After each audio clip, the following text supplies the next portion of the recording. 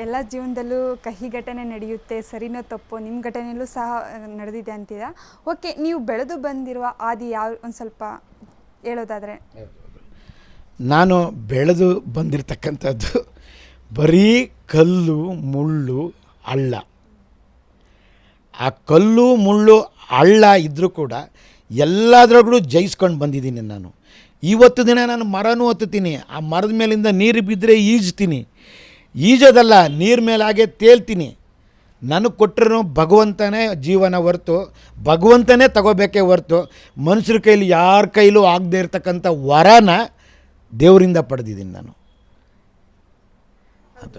ಅಂದರೆ ಏನು ಮಾಡೋಕ್ಕೆ ಸಾಧ್ಯ ಇಲ್ಲ ಅನ್ನೋರಿಗೆ ಸಾಧ್ಯ ಮನಸ್ಸಿದ್ರೆ ಏನು ಬೇಕಾದರೂ ಮಾಡ್ಬೋದು ಅಂತ ತೋರಿಸ್ಕೊಟ್ಟಿದ್ದೀರಾ ಸರ್. ಒಂದು ಎಕ್ಸಾಂಪಲ್ ಅಂತಲೇ ಹೇಳ್ಬೋದು ಇಡೀ ರಾಜ್ಯದಲ್ಲಿ.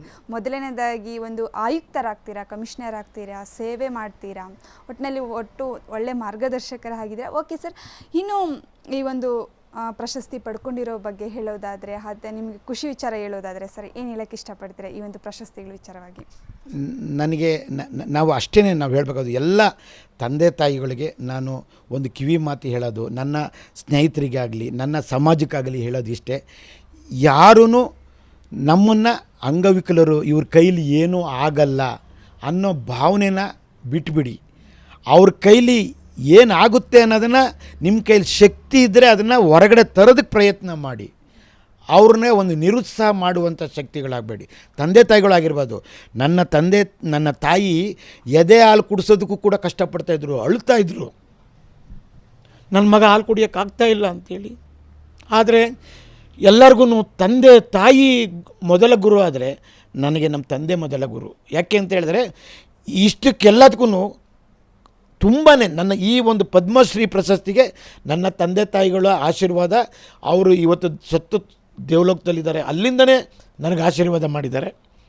ಮಗ ನೀನು ಇನ್ನೂ ಕೀರ್ತಿವಂತನಾಗ್ಬಿಟ್ಟು ನಿನ್ನ ಕೈಲಿ ಆದರೆ ಸಮಾಜ ಸೇವೆ ಮಾಡು. ಆಗಲಿಲ್ಲ ಅಂತೇಳಿದ್ರೆ ಯಾರಿಗೂ ತೊಂದರೆ ಕೊಡೋಕ್ಕೆ ಹೋಗಬೇಡ, ಯಾರಿಗೂ ಅನ್ಯಾಯ ಮಾಡೋಕ್ಕೆ ಹೋಗಬೇಡ.